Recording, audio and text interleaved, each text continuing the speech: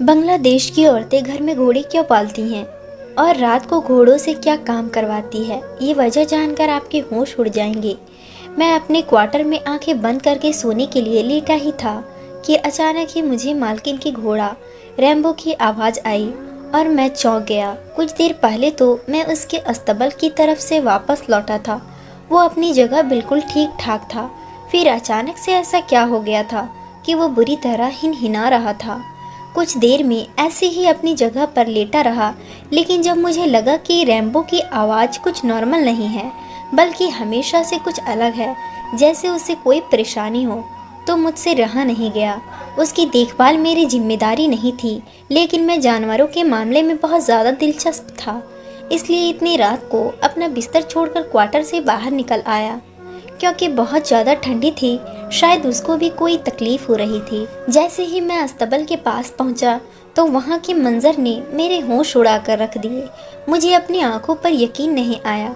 मेरी मालकिन अजीब से कपड़े में अपने घोड़े के साथ जिस तरह खड़ी थी, मुझे बहुत ही शर्म महसूस हुई। ऐसा लग रहा था जैसे वो गहरी नींद में हो और बिस्तर से उठकर यहीं चली आई हो। मेरी मालकिन एक ऊंचे लंबे गोरी चिट्टी और खूबसूरत औरत थी। उसके काले लंबे बाल कमर पर झूल रहे थे। चांद की रोशनी में वो कोई खूबसूरत सी परी लग रही थी, जो उस वक्त शायद अपने आप में नहीं थी। रात को इस वक्त घोड़े के पास और मेरी मालकिन के अंदाज मुझे चौंकने पर मजबूर कर दिया था। वो घोड़े की कमर पर हाथ फेरते हुए उसे गले लगाए संभालने की कोशिश कर रही थी। ऐसा लग रहा था जैसे उन्हें घोड़े के साथ कोई जज्बाती लगाव हो। मालकिन का अंदाज ऐसा था जैसे वह उसे खामोश करवाना चाहती हो। लेकिन आधी रात को मालकिन यहाँ कर क्या रही थी, ये बात मुझे समझ नहीं आई थी। और फिर जब घोड़ा कुछ खामोश हुआ तो मालकिन ने उसकी ज़ुबान अपने पेट पर लगवाई और पेट चटवाने के बाद उसके पेट पर हाथ फेरते हुए उसकी टांगों के पास बैठ गई। मालकिन की इस हरकत ने मेरे होश उड़ा दिया था और मैं वहीं से वापस पलट आया था। मैं सोच भी नहीं सकता था कि मेरी नई नवेली बांग्लादेशी मालकिन ऐसी हरकत भी कर सकती है। जो कुछ मैं देख चुका था उसके आगे कुछ भी देखने की हिम्मत मुझ में नहीं थी और फिर अपनी जगह वापस आकर लेट गया। मुझे नींद नहीं आ रही थी क्योंकि मेरे दिमाग में मालकिन का वह हरकत घूम रहा था। जितना कुछ मुझे समझ आया था वह बर्दाश्त से बाहर था। क्या मेरी मालकिन आधी रात को घोड़े के साथ थोड़ी थोड़ी देर से घोड़े के हिनहिनाने की आवाज़ आ रही थी और मैं सोच रहा था कि मालकिन ने कैसा कपड़ा पहन लिया है। मालकिन तो मालिक की गैर मौजूदगी में अपने घोड़े के साथ ही। यही सोचते सोचते मुझे नींद लग गई थी। उसके बाद जब मेरी आंख खुली तो कुछ देर के लिए रात वाली बात मेरे दिमाग से निकल गई। मैं जल्दी से तैयार होकर किचन में गया तो मेरी मालकिन नाश्ते की टेबल पर बैठी मेरी इंतज़ार कर रही थी और मेरी जान निकल गई थी क्योंकि नाश्ता बनाने की जिम्मेदारी मेरी थी। पता नहीं मेरी मालकिन को इतने सवेरे उठने की आदत कैसे थी, या फिर रात भर वो सोती भी नहीं थी। मैंने हमेशा उनकी आंखों में रेड रेड देखा था, जैसे वो रात भर की जागी हुई हो। जब से वह शादी होकर इस घर में आई थी, मेरे लिए काम करना बहुत मुश्किल हो गया था। मुझे हर वक्त यही फिक्र सताती थी कि कहीं उनकी सेवा में कोई कमी न रह जाए, क्योंकि वो मालिक का दिलो जान से अजीज़ थी। लेकिन आज उन्हें देखते ही रात वाला मंजर मेरी आंखों के सामने लहरा गया था। मुझे अपनी मालकिन से बहुत ही घिन महसूस हुई थी। वो अपने पति के पीछे ऐसी हरकतें कर रही थी।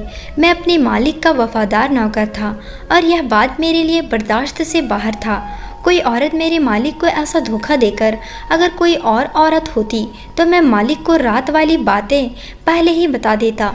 लेकिन वह मालिक की पत्नी थी और मेरा मालिक अपनी पत्नी से बहुत मोहब्बत करता था, इसलिए मैं फ़िलहाल शांत था। मेरे मालिक कारोबार के सिलसिले में एक शहर से दूसरे शहर सफ़र करते रहते थे और पिछले एक हफ्ते से वो किसी दूसरे शहर ही गए हुए थे। घर में मेरी नई मालकिन और मेरे मालिक की माँ यानी बड़ी मालकिन मौजूद थी। बड़ी मालकिन को सुबह आराम से उठने की आदत थी, इसलिए मैं भी बंगले में सुकून से ही आया करता था। लेकिन जब से नई मालकिन आई थी, मुझे सुबह सवेरे ही उठकर कामों में लगना पड़ता था। मेरी नई मालकिन की आदतें बहुत ही अजीब सी थी और मेरी समझ से तो बाहर थी। मैं जब भी बड़ी मालकिन से उनके बारे में बात करता तो बड़ी मालकिन कहती कि वो बांग्लादेशी औरत है और यहाँ हमारे शहर में नई नई आई है, उसके तौर तरीके हमसे अलग है, तुम फिक्र ना करो, कुछ ही दिनों में सब ठीक हो जाएगा। मालिक के आदेश पर मैं बांग्लादेशी खाना पकाना भी सीख रहा था और बांग्लादेशी भाषा भी मुझे पहले से थोड़ी बहुत भाषा आती थी, क्योंकि मेरे मालिक भी अक्सर बांग्लादेश के भाषा में बात किया करते थे। मालिक चाहते थे कि मालकिन को अपने वतन की याद न सताए और वो हमारे माहौल में रच बस जाए, इसलिए हमारे घर को बांग्लादेशी के माहौल की तरह कर दिया था। लेकिन बांग्लादेश के तौर तरीके बहुत ही अलग होते हैं। मेरे लिए उन्हें समझना और उन पर फॉलो करना बहुत मुश्किल हो रहा था। मैं बिहार से था और नौकरी के लिए घर से 8 साल पहले शहर आया था और शहर आने के बाद मुझे पहले ही नौकरी अपने मालिक के बंगले में मिली थी और मैंने खुशी खुशी ये नौकरी कर ली थी। मेरा मालिक बहुत ही अच्छा इंसान था, उसका बहुत ही बड़ा कारोबार था और मेरा मालिक ज़्यादातर बांग्लादेश में रहता था। यहाँ सिर्फ बड़ी मालकिन थी और मुझे उन्हीं की सेवा के लिए रखा गया था। इतने बड़े बंगले में अकेली बड़ी मालकिन के लिए ज़्यादा काम नहीं करना पड़ता था, इसलिए मैं बहुत सुकून से अपनी नौकरी कर रहा था। मालिक को बांग्लादेश में रहते रहते बांग्लादेश बोलने की आदत हो चुकी थी। वो अक्सर यहाँ आने के बाद भी बांग्लादेश की भाषा में बात किया करता था और उसी वजह से मुझे वहाँ का कुछ भाषा समझ आने लगे थे। इतने सालों में मालिक ने मेरा हर अच्छे बुरे में इतना साथ दिया था कि मैं मालिक का सबसे वफादार नौकर बन चुका था। और जब कुछ महीने पहले मालिक बांग्लादेश से वापस लौटा तो अकेले नहीं था, बल्कि उनके साथ खूबसूरत पत्नी भी मौजूद थी। मालिक ने मुझे बताया कि आज से वह मेरी नई मालकिन है, क्योंकि मालिक ने बांग्लादेश में उनसे मोहब्बत की शादी की है और अब उन्हें मुंबई ले आए हैं। यह खबर न सिर्फ मेरे लिए चौंका देने वाली थी, बल्कि बड़ी मालकिन भी हैरान रह गई थी, क्योंकि उनके इकलौते बेटे ने उन्हें बताए बिना अपनी मर्जी से शादी कर ली थी। वो दुल्हन को घर ले आए थे। शुरू में तो बड़ी मालकिन ने उस दुल्हन को अपनाने से मना कर दिया था। उनका कहना था कि बांग्लादेश की औरतें मुंबई की औरतों से बहुत अलग होती हैं और बांग्लादेश की औरत को पत्नी बनाना सिवाय बेवकूफ़ी के और कुछ नहीं, क्योंकि उनके तौर तरीके और रंग ढंग हमसे बहुत ज़्यादा अलग होते हैं, बिल्कुल गैर की तरह। और उनके बारे में बड़ी मालकिन कुछ भी नहीं जानती थी, लेकिन जब उन्होंने अपने इकलौते बेटे की मोहब्बत देखी तो वो भी मान गई और फिर धीरे धीरे उनको कबूल कर लिया। लेकिन बड़ी मालकिन ने सही अंदाज़ा लगाया था। नई मालकिन के आने के बाद न सिर्फ घर का माहौल बदला था, बल्कि ऐसा लगता था जैसे सब कुछ बदल गया हो। कभी वो फिटकरी का ढेर मंगवाती है तो कभी जैतून का तेल, पता नहीं वो सारा वक्त अपने कमरे में क्या कुछ करती थी। फिर एक दिन जब मालिक काम से घर लौटे तो वो खाने की टेबल पर बैठी मालिक से जिद करने लगी कि उन्हें एक घोड़ा चाहिए, वो घोड़े के बिना नहीं रह सकती है। मेरे मालिक ने ये कहकर साफ मना कर दिया कि उन्हें जानवर से एलर्जी है और घर में किसी भी किस्म का जानवर पालते ही उन्हें एलर्जी का सामना करना पड़ता है, इसलिए वो घर में घोड़ा नहीं ला सकते। अगर मालकिन को इतना ही शौक है तो वो कभी कभी उनके दोस्तों के घोड़े से दिल बहला सकती है। मालिक की बात सुनकर मालकिन रोने लगी और रोते रोते टूटी फूटी शब्दों में कहने लगी कि आपको क्या पता, हम बांग्लादेश की औरतें घोड़ों के बिना गुजारा नहीं कर सकती हैं। वैसे भी आप तो हफ्ता भर घर से बाहर रहते हैं, आपको घोड़े से क्या एलर्जी होगी। मैं उनकी देखभाल खुद करूंगी और ख्याल भी रखूंगी, लेकिन मुझे हर हाल में घोड़ा चाहिए। उस दिन मुझे पता चला कि मेरी मालकिन को अच्छी खासी हिंदी भी आती है। पहले तो मालिक ने अपनी पत्नी को प्यार से समझाने की कोशिश की, लेकिन अब वो नहीं मानी और अपनी बात से ना हटी। तो ना चाहते हुए भी मालिक ने उन्हें काले रंग का घोड़ा खरीद कर दिया और कह दिया कि उस घोड़े को वह घर के पिछले हिस्से में ही बांध कर रखे। छोटी मालकिन बहुत ज़्यादा खुश हो गई और घोड़े को देखकर उनके चेहरे पर ऐसी रौनक आई थी जैसे वो घोड़ा नहीं बल्कि बहुत ख़ास चीज़ हो। मुझे भी यही लगा कि शायद मालकिन तन्हाई दूर करने के लिए घोड़े को रखना चाहती है, या फिर बांग्लादेश की औरतें घोड़ों की आदी होंगी। लेकिन मुझे क्या मालूम था कि ये बांग्लादेश की औरतें घोड़ों के साथ क्या करती है। मालकिन को घर आए 15 दिन ही हुए थे कि मालिक को दोबारा बांग्लादेश जाना पड़ा था। नई मालकिन भी साथ में जाना चाहती थी, लेकिन मालिक का कहना था कि अब तुम यहाँ रहने की आदत डालो ताकि तुम्हें इस माहौल को समझ आए। मालिक की बात सुनकर मालकिन रुक गई और घोड़े के साथ वक्त गुजारने लगी। मालकिन की आदतें बहुत अलग थी। वो सुबह सवेरे डाइनिंग टेबल पर बैठ जाती और नाश्ते में हर वो चीज़ खाते जिनसे उन्हें ताकत हासिल हो। मैंने ज़िंदगी में आज तक किसी औरत को इतनी गर्म चीज़ें खाते नहीं देखा था जितनी मेरी मालकिन इस्तेमाल करती थी। वो वक्त पर खाना खाती और ख़ूबसूरती का भी भरपूर ख्याल रखती, जबकि मालिक भी घर पर मौजूद नहीं थे, लेकिन वो हर वक्त खुशबू में रची बसी रहती थी। अपने नए घोड़े रैम्बो से भी उन्हें बहुत लगाव हो चुका था और वो हमेशा ही उनके साथ तन्हाई में वक्त गुजारती थी। और जब भी वो घोड़े के साथ होती तो हमें भी वहाँ जाने की इजाज़त नहीं होती।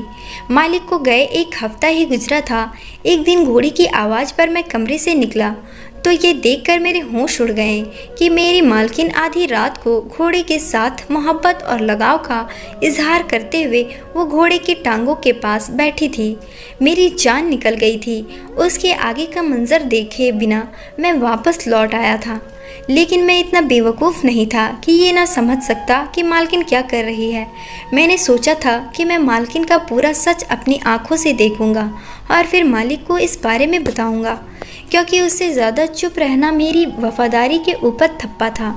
अगली रात घोड़े की हल्की सी आवाज़ आते ही मैं अपने क्वार्टर से निकला। चुपते चुपते अस्तबल के पास पहुंच गया। आज भी मेरी मालकिन घोड़े के पास ही खड़ी थी और उसके कान में कुछ कह रही थी। ऐसा लग रहा था जैसे घोड़ा भी मालकिन की बात समझ रहा हो। और फिर घोड़े ने अपनी ज़बान से मालकिन का मुंह चाटा और मोहब्बत का इजहार करने लगा। मालकिन ने पूरी तरह घोड़े को मोहब्बत और जज्बात से काबू कर लिया तो वो धीरे से उसे सहलाते सहलाते उसके कदमों के पास बैठ गई।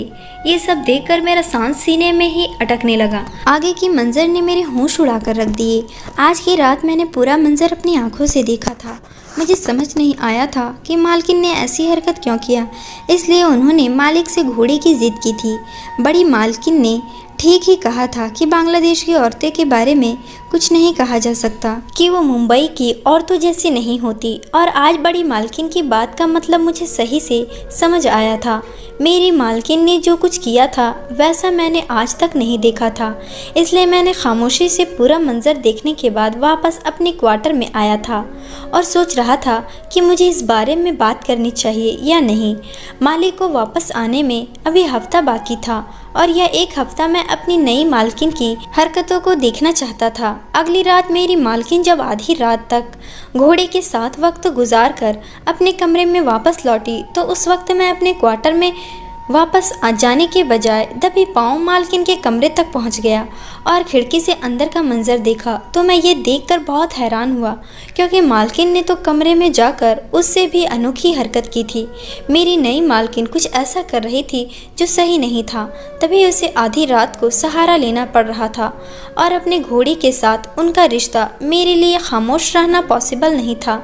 मैंने उस घर का नमक खाया था, इसलिए मैं सुबह होते ही सीधा बड़ी मालकिन की सेवा में हाजिर हो गया और उन्हें नई मालकिन के बारे में सब कुछ बता दिया। मेरी बात सुनकर बड़ी मालकिन कहने लगी कि मैं क्या कर सकती हूँ, मेरे बच्चे ने अपनी मर्ज़ी से शादी की है। अगर मैं उसके ख़िलाफ़ अपने बेटे से कुछ भी कहूँगी तो वो कभी भी भरोसा नहीं करेगा। वैसे भी इतने दिनों में मुझे अंदाज़ा हो गया है कि वो कोई सीधी सादी लड़की नहीं है। उसने तुम्हारे मालिक की दौलत को देखकर उससे शादी की है और वो आज नहीं तो कल तुम्हारे मालिक को छोड़ जाएगी। बड़ी मालकिन की बातों ने मुझे और परेशान कर दिया था। वो नई मालकिन को रोकने का कोई इरादा नहीं रखती थी।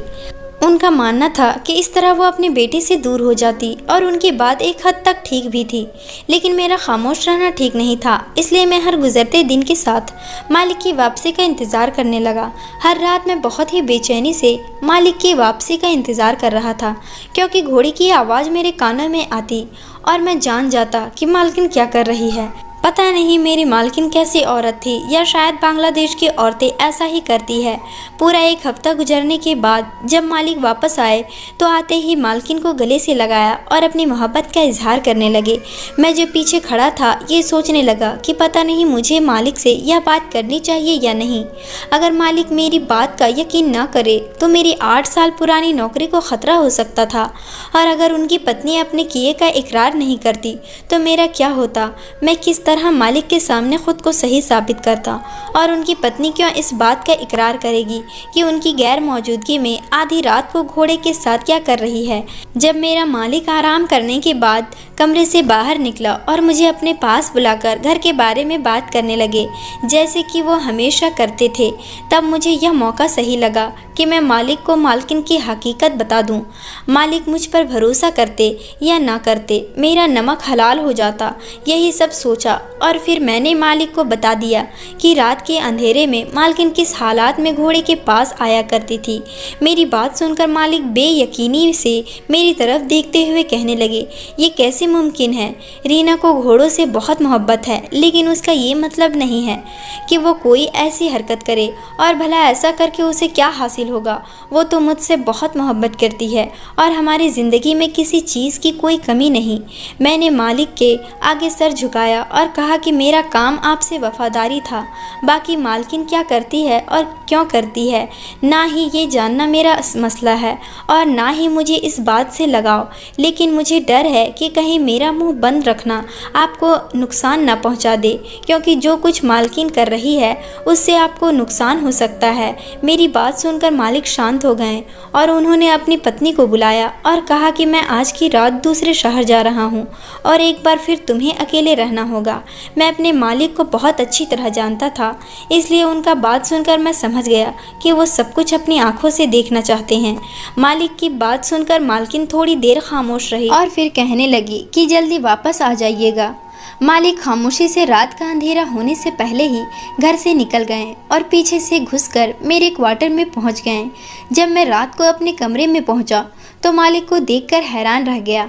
फिर रात को जैसे ही घोड़े के हिनहिनाने की आवाज़ आई तो मालिक कमरे से निकल गए और अस्तबल तक पहुंच गए। उन्होंने खुद अपनी आंखों से मालकिन को घोड़े की टांगों के करीब बैठे देख लिया था।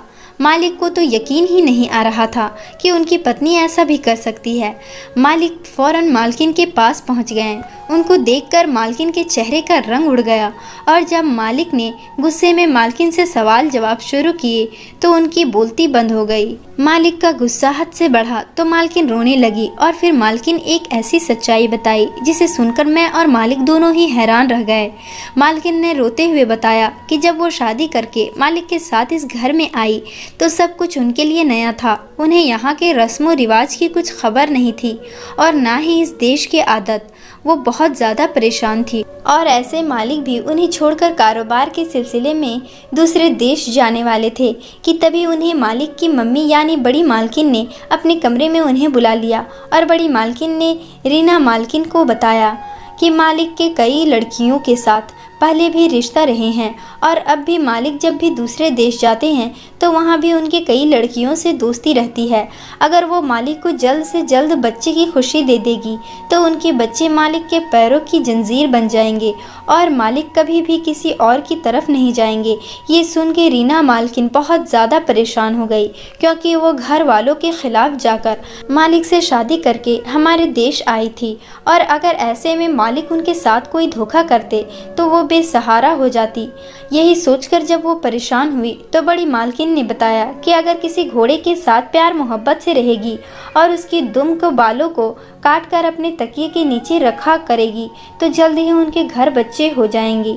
रीना मालकिन बड़ी मालकिन की बातों में आ गई और उन्हें लगा कि इस तरह करने से वो मालिक को काबू में कर लेगी और मालिक कभी भी उन्हें छोड़ेंगे नहीं।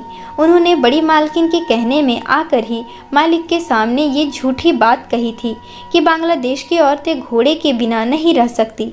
मालिक ने अपनी पत्नी की खुशी की खातिर उन्हें घोड़ा खरीद कर दे दिया और ख़ुद दूसरे शहर चले गए और रीना मालकिन अपनी सास की बातों में आकर घोड़े के साथ न सिर्फ वक्त गुजारने लगी बल्कि उनकी दुम के बालों को काट कर अपने तकिए के नीचे भी रखने लगी, जो कि बिल्कुल बेमानी और बेमकसद था। मेरी बड़ी मालकिन ये बात अच्छी तरह जानती थी कि मेरा क्वार्टर अस्तबल के पास ही है और मैं मालिक के मामले में बहुत ज़्यादा वफादार हूँ। मैं जब मालकिन को कोई ऐसी हरकत करते देखूंगा तो मालिक को ज़रूर खबर करूंगा और बड़ी मालकिन खुद भी मालिक के आगे रीना मालकिन की शिकायत लगाकर उनको घर से हमेशा के लिए निकाल देगी।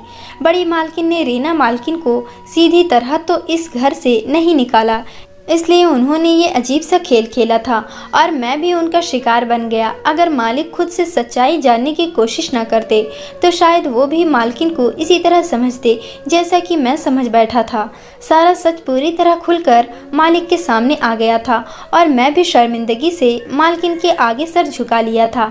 मैंने मालिक से माफ़ी मांगी तो उन्होंने खुले दिल से मुझे माफ़ कर दिया, क्योंकि उनका असल कसूरवार मैं नहीं बल्कि उनकी माँ थी। बड़ी मालकिन ने खुद अपने मुंह से इस बात का इकरार कर लिया था कि वह बांग्लादेश की औरत को अपनी बहू नहीं बनाना चाहती है, बल्कि किसी खानदान की लड़की से मालिक की शादी करवाना चाहती है। बड़ी मालकिन को इस बात पर पक्का यकीन था कि बांग्लादेश की औरतें अच्छी नहीं होती है, लेकिन फिर भी कुछ ही सालों में रीना मालकिन ने अपनी मोहब्बत और सेवा से बड़ी मालकिन का दिल जीत लिया था। हर औरत सिर्फ और सिर्फ मोहब्बत की ख्वाहिशमंद होती है, और अगर उसे किसी रिश्ते से मोहब्बत मिले तो वह बदले में भी मोहब्बत ही देती है। और ये बात रीना मालकिन ने सच साबित कर दी थी कि मोहब्बत का ताल्लुक किसी जबान या बहस से नहीं बल्कि दिल से होता है। कहने को मैं एक नौकर था, लेकिन वो मुझसे भी बहुत इज्जत से पेश आती थी, और उनका घोड़ा आज भी हमारे बंगले में मौजूद है और वह पहले से भी ज़्यादा उससे मोहब्बत करती है। क्या आप लोगों को भी लगता है कि बांग्लादेश की औरतें या दूसरे देश की औरतें वफादार और सेवा करने वाली नहीं हो सकती? क्या मोहब्बत का रिश्ता बहस और ज़बान से है?